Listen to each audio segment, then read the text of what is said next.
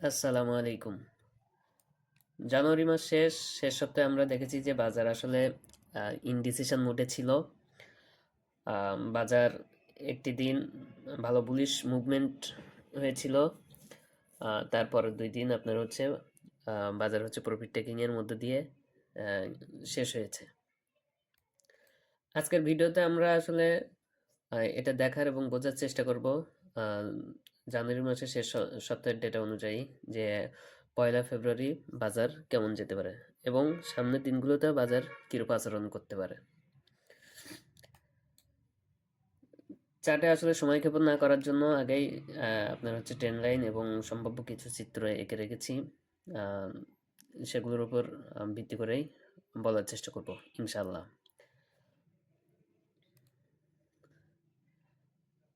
আমরা যদি দেখি আসলে বাজার আপনার গত সপ্তাহে শেষ সপ্তাহে আপনার নেগেটিভ হয়ে শুরু হয়েছিল, তারপরের দিন মোটামুটি একটু রিকভারি হয়েছিল। তারপরের দিন অর্থাৎ ২৭ তারিখে একটা বড় মুভমেন্ট হয়েছিল।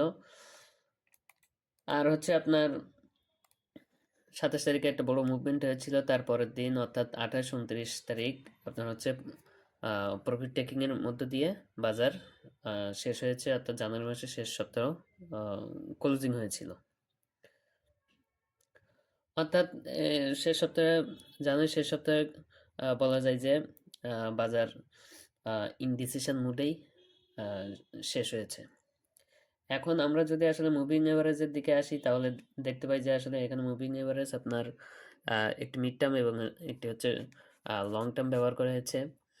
এখন দেখা যায় যে আসলে mid term moving average long term moving এভারেজকে আপনার ক্রস করার দ্বার প্রান্তে আছে।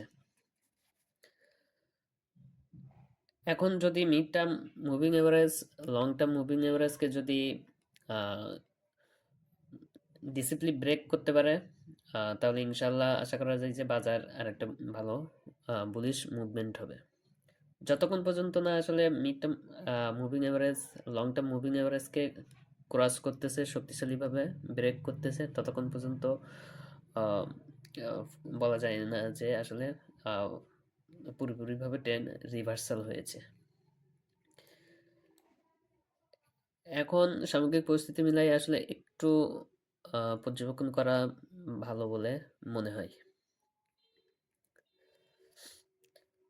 যদি আপনার হচ্ছে যে আগামীকালকের অর্থাৎ ১লা ফেব্রুয়ারির বাজার সিনারিও যদি দেখি তাহলে আমার কাছে মনে হয় বাজার আপনার হচ্ছে রেঞ্জ বাউন্ড বা ভোলাটিলিটির মধ্যে দিয়ে যেতে পারে।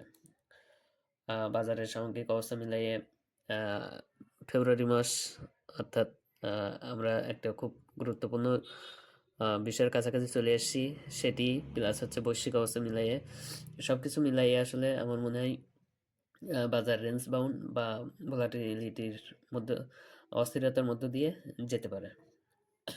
আগামীকালকে বাজার সম্ভবত আপনার ওপেন হতে পারে ফ্ল্যাট বা হালকা পজিটিভ দিয়ে, কিন্তু আপনার হচ্ছে যেখানে ক্লোজ হয়েছে ৫,১৫৪, এখান থেকে আপনার মনে হয় ৫,১৮০ বা ৫,২০০ এটি ব্রেক করা একটু কঠিন হয়ে যাবে।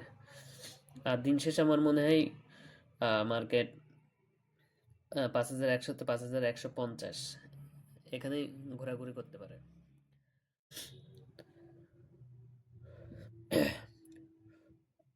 কিন্তু যদি ওপেন থেকেই বাজার ভালো ভলিউম আসে এবং বাজার আম, যদি আগামীকালকে ৫,২০০-র উপরে ক্লোজ দিতে পারে তাহলে ফেব্রুয়ারি মাসে আসলে শর্ট টার্ম বুলিশ কন্টিনিউশন দেখা যেতে পারে। তবে এটি আসলে এখনো নিশ্চিতভাবে কোনো কিছু বলা যাচ্ছে না, আর নিশ্চয়তা আসলে কেউ দিতে পারবে বলে মনেও হয় না। একই সাথে যদি গ্লোবালি বিষয় বৈশ্বিক বিষয় চিন্তা করি, আমরা সকলে আসলে জানি যেহেতু আমরা একটা ব্যবসার সাথে জড়িত, আমরা আসলে সকলে কম বেশি সবাই অনেক কিছু খবরাখবর রাখি।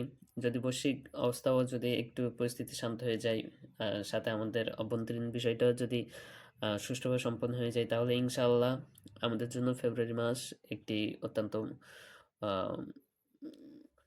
পজিটিভ হতে পারে। কিন্তু চার্ট অনুযায়ী আসলে যদি যদি দেখা যায়, সব মিলে আসলে একটি কথা পরিষ্কার, জানুয়ারি শেষ হয়েছে কনফিউশন দিয়ে, আর ফেব্রুয়ারি শুরু হবে কনফার্মেশন খোঁজার চেষ্টা দিয়ে। এখানে আপনার হচ্ছে মার্কেট মার্কেট হচ্ছে আপনার সাপোর্ট টেস্ট করতে পারে 5025 থেকে 5080, এবং রেজিস্ট্যান্স টেস্ট করতে পারে 5200 থেকে 5280।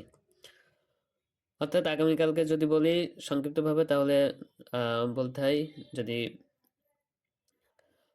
আগামীকালকে মার্কেট সম্ভবত ফ্ল্যাট বা হালকা পজিটিভ হয়ে শুরু হতে পারে, কিন্তু মার্কেট 5180 থেকে 5200 পার করা মনে হয় কঠিন হয়ে যাবে। আর দিন শেষে যদি বাজার মানে সামগ্রিক অবস্থা মিলাই যদি হয়, মানে নেতিবাচক আসে, তাহলে মনে হয় 5100 হতে 5150 এই রেঞ্জে ঘোরাঘুরি করতে পারে। সবাই আসলে এটা অনুমান মাত্র, কি হবে সেটা মার্কেটই আসলে আগামীকালকে দেখা যাবে। যেটা আমার কাছে মনে হয়েছে সেটাই আপনাদের কাছে বলেছি। আম, এই মুহূর্তে আসলে বলবো যে think for invest, not for emotion.